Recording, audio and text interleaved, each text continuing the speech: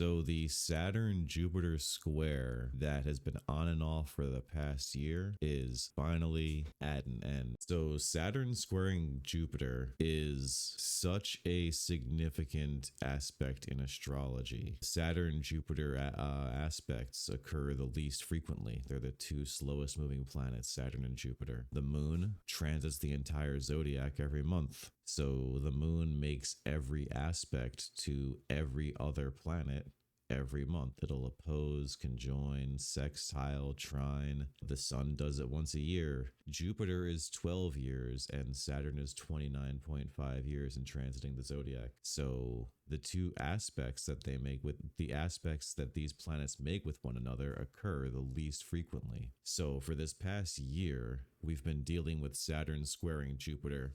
And it's important to note too that it is Saturn squaring Jupiter, not Jupiter squaring Saturn, because whichever planet is least progressed in the zodiac, that is the one that's said to hold the superior position in the square. So in this instance, Saturn was in Pisces over here, and Jupiter is in Gemini over here. You know, Jupiter, the way Jupiter's progression through a sign works, right? So Jupiter takes 12 years to transit the zodiac. There are 12 zodiacal signs. Jupiter spends roughly 1 year per sign. That's why it's called the year star. So Jupiter, the way Jupiter works is Jupiter enters a sign. So it entered Gemini in this instance. It progressed for 4 months and then retrogressed back to the earlier degrees of Gemini for 4 months. And then at that point progressed through. And, you know, Jupiter's now in Cancer in like, I think the 10th degree or 9th degree of Cancer. So, you know, over the course of a year, that's what Jupiter does. Transits most of a sign, retrogresses to the beginning, and then goes through it again. So that's how Jupiter spent the year, going back and forth through Gemini.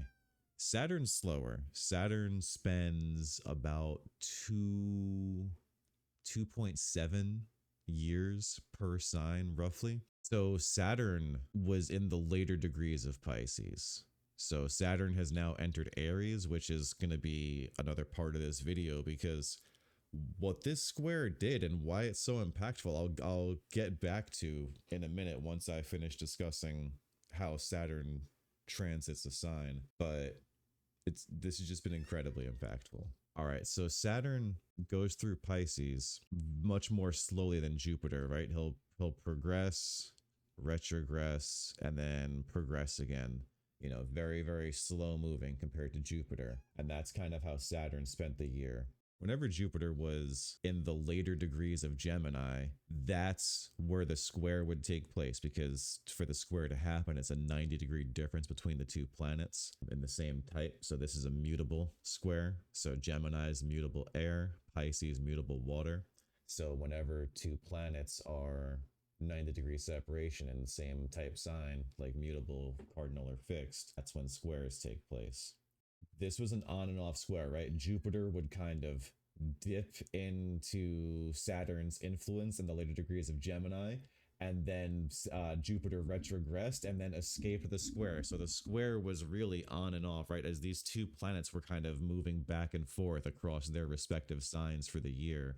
You know, there would be times when the square would be in effect, and then there would be times when the distance between Jupiter and Saturn was such that they were not in square.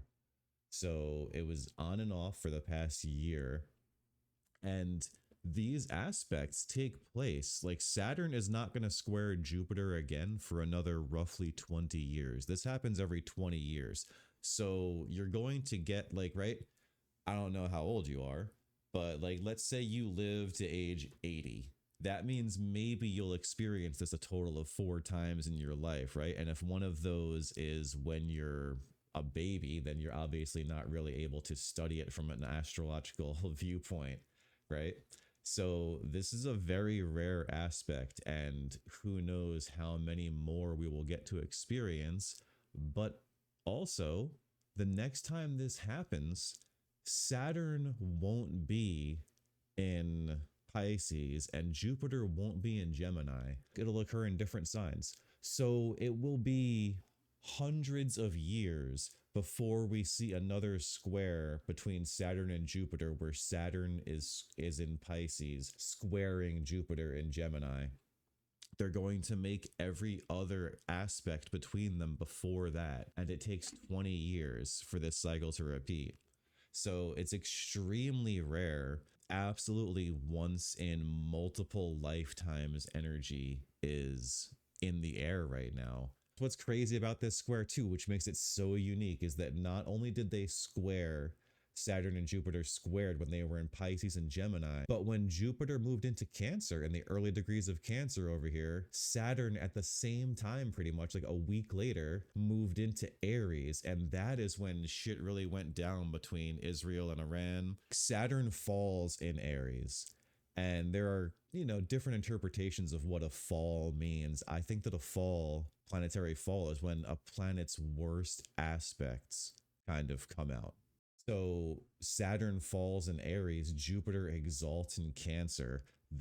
How often is this aspect going to happen when, they both enter a new sign, they're both going direct at the degrees of their exaltation and fall? And how incredible is it too that God designed the heavens such that Jupiter's exaltation just happens to square Saturn's fall. Technically Saturn falls in exactly the 19th degree of Aries, but Saturn does fall in Aries, and Jupiter exalts in the 15th degree of Cancer, which is a very sacred degree for both Jupiter and the moon. But still, the sign of Jupiter or Cancer is Jupiter's exaltation. The sign of Aries is Saturn's fall. And all this just to emphasize how incredibly unique the energy in the air is right now. And that's what astrology is, right? The planets perturb the ether. We are of the ether. Therefore, the planets influence us. It just is what it is. And what we're experiencing is incredible. Aries, when this sign, or when this square, this aspect between Saturn and Jupiter moved into those cardinal signs, it's like it took all of that mutable energy that was all around us over the past year. So when Saturn and Jupiter were squaring each other, if you had any mutability in your chart, I'm guessing you had a doozy of a year. And when I say mutability in your chart, I mean planets in mutable signs, which are Gemini, Pisces, Sagittarius, and Virgo. So if you have planets in any of those signs, or if those are your rising sign, then I'm guessing you've had a doozy of a year. And even if you didn't or don't have any planets in a mutable sign, you still are of those signs, right? All men are made of the zodiac, right? It's as above, so below. It corresponds to us perfectly. So even if you don't have a planet in a sign, that sign is still in your chart. It's still a part of you. How significant it is, and what role it plays is, varies person to person, man to man, woman to woman. But we still are of all of these signs.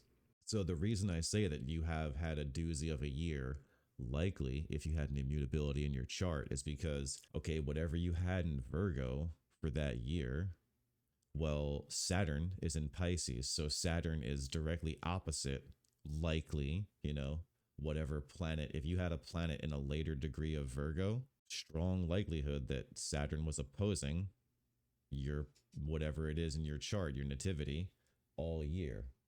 That's a transit. That's something that matters. Whereas Jupiter would have been squaring it. So both of those things would have been true for anything in Virgo, right? Anything in Gemini, there's during the year, Jupiter would have conjoined, and it would have, been squared by Saturn most likely during the Jupiter conjunction. Very interesting. Saturn and Jupiter aren't directly opposites, but they're close. They are, the greater benefic and the greater malefic planets. And, they're in a way they're opposites, because Jupiter is all about expansion And Saturn is all about restriction, right? A little bit of expansion, contraction. Expansion, contraction is what's really dynamic about these two planets, or what their greatest similarities are. And yeah, just talking about the symbol, that's what the Jupiter symbol represents, right? All symbols in astrology can be broken down into three real parts. You've got the circle, the cross, and then the semicircle.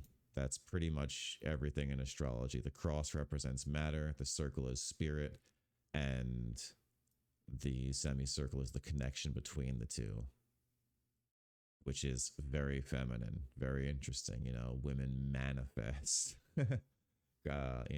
us into reality. Anyway, Jupiter is that expansion of spirit over the cross. So it's spirit over matter. That's why Venus is spirit over matter, and Mars is that masculine tendency to dominate what is material. Thus, the masculine Mars has material over spirit. Feminine, spirit over matter. Masculine, matter over spirit. You got to find your balance. So Jupiter is that spirit, the expansion of spirit over matter. And Saturn is matter over the expansion of spirit. You know, that's why it's funny. A lot of modern astrologers are like, oh, Saturn's not all bad. It's not a malefic. It presents challenges. It's like, yeah, okay. Challenges. Saturn does present challenges, but it is malefic. It will kick your butt, you know? Do you say thank you afterwards? Sure. You know, did God put Saturn there for a reason? Sure. But it doesn't mean it's not going to be a challenge. Doesn't mean it's not malefic, you know? That kind of stuff's just funny to me. All right, so yeah, you know, again, if you had any mutability in your chart, you had a doozy of a year. If you had anything in Sagittarius during the year, that would have been opposite Jupiter. And if it was later in Sagittarius, in a later degree of Sagittarius, it would be squaring Saturn while opposite Jupiter, which is, you know, a wild transit for any nativity. And again, we all have these signs in our chart.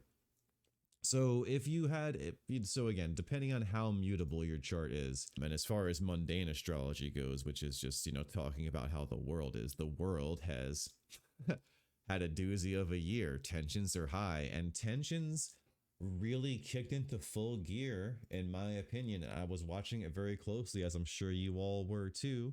Tensions really flew into high gear when Saturn entered Aries at the same time Jupiter entered Cancer. That's when things popped off. And like I was saying earlier, Saturn, or Aries is the fall of Saturn and Cancer is the exaltation of Jupiter. It's interesting, you know, Aries is the starting sign of the zodiac. So the first obvious thing, you know, a connection we can make with this is, okay, it's time for something to get started. Thomas H. Burgoyne described Saturn as so careful.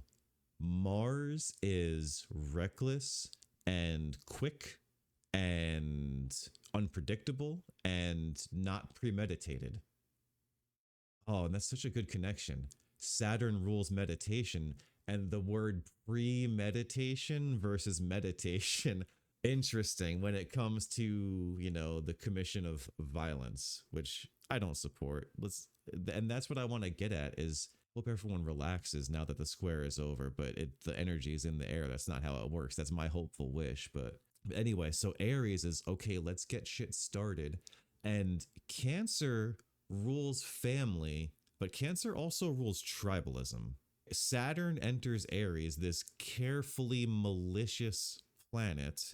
It enters Aries and has malintentions, and it's time for something to get started. And what started, right? Cancer rules family, also rules tribalism, and that's what's really kicked into high gear. It's kind of crazy. You know, the whole Karmelo Anthony, Shiloh, Hendrix thing, like racial tensions are kicked into thousand on every front in what seems to be every country. Far from just America, but let's just start with America's problems. We had the LA riots where Hispanics were enraged, and there was essentially, let's not exaggerate, it wasn't war, but there was conflict between, people who are not here legally versus our police force. And not that I'm the biggest fan of the police, but I also, I understand the necessity of having police. It's just wild to see. So we've got that. Immigration's out of control in other ways. There are areas all around the country where people are talking about this Minnesota mayor. We have a Somali who's going to run for mayor of Minnesota. That came to the forefront during this, Aries, Cancer, this tribalism. And he says, in his campaign ads, I'm paraphrasing, oh, he's loyal to Somalia, and he's here to make the connection between the Minnesota Somalians and the Somalians back home in Somalia, and and do well for them both. So, it's just an extraction of wealth from our country. It's pretty crazy. And then, Haitian immigration is out of control in other parts of the country. And not to mention other things, there's areas that are high end, which is fine. Like it not to speak against groups, but it's just things are coming to a boil. In the UK, people are going crazy, rightfully so. In Ireland, things are popping off. I don't know if you've seen, but in Ireland, things are going absolutely crazy with the migrant crisis over there. People are realizing that these migrants that have been coming, they've been coming into the country for over a decade. If you've really been following this, it's been an over a decade long process of flooding these people. It's really been decades of flooding these people from, Southeast Asia, India, Africa, and flooding them into, these European countries and America. In America, we get cooked because we're always told, oh, America is a nation of immigrants. America is a nation of immigrants. In these other countries, they just were like, oh, yes, this is going to be excellent. And things are not turning out great. It's crazy what they call the quote unquote Asian groomer gangs. When they really mean to say, Pakistani, they say the term Asian as if these are Japanese, like Korean men grooming these white girls in England, but they say Asian when it's Pakis, a bunch of Pakistani men. Can't even call them men, dude. Like the stuff that I've heard or read reading those reports is horrific. Like you think, Hollywood's had some sick movies and some sick ideas. It's crazy how these people over in Britain aren't more enraged. Like what you read of what happens to these girls when they're trafficked by these fucking foreign men in their own country. Like they're not kept safe at home, and that's again why Jupiter rules both the tribe and the family, right? Because the tribe is not, it's the outer shell, right? Your family is akin to a shell, which is again Cancerius. It's quite protective. The tribe is also that, and we've seen the worst in tribalism is what's coming out, essentially, is what I'm getting at. Why I'm talking about all of this while talking about, Jupiter being in the first degrees of Cancer with Saturn squaring it in the first degrees of Aries is Saturn is antagonizing the tribalism that Jupiter in Cancer, right? Jupiter is expansion. So tribalism is expanding. That's undoubted. I mean, I don't know about you, but the YouTube algorithm's been popping off and people are really saying some shit. And there are channels that are like saying, things that many people have known for a while, but kind of like used to, like people like, oh, it wouldn't be allowed on YouTube. Now the algorithm's pushing it out all over the place, it feels like. And that's just very interesting how that's happening. So, tribalism is popping up in all sorts of different ways. Tribalism with America's greatest ally, the one country with the eye over there in the desert. Well, I guess two countries that begin with I over there in the desert, right? Our best ally, best buds, and Iran, right? So, tribalism like crazy. In every country, you have migrant problems in every country. Germany is trying to dump migrants onto Poland, and there are Polish citizens, clashing with German cops at the German Poland border, and the German cops are just trying to literally dump illegal immigrants into Poland, and the Polish people are not having it. Like it's crazy. That's genuinely wild. Um, it's all over the place. Ireland is really waking up. Their people are enraged because they're getting literally invaded. Ireland's a small country. The population was like 5 million before mass immigration, and now it's 7 million. That's a 40% increase of migrants to your country. Can you imagine that? You know, it's just absolutely nuts. So it's like, oh, it's only 2 million migrants. Yeah, 2 million to a population of what used to be 5 million. That's insane. So, and again, all this stuff has been happening for a while, but with this square, this once in a lifetime energy in the air, it's coming to a head completely, I feel like. And it's crazy. Like, what a chef's kiss from God, because there's that great saying, may you live in interesting times. And the modern world isn't perfect, but what does that mean? Well, God has given us the opportunity to right some wrongs. How wonderful is that, right? So there's always hope, and that's really the main message. Is the square is over. It's been a doozy, but now is the time to really remember that, at the end of the day, God's in control. Everything is going to be okay. And, it's time to really maybe chill out a little bit.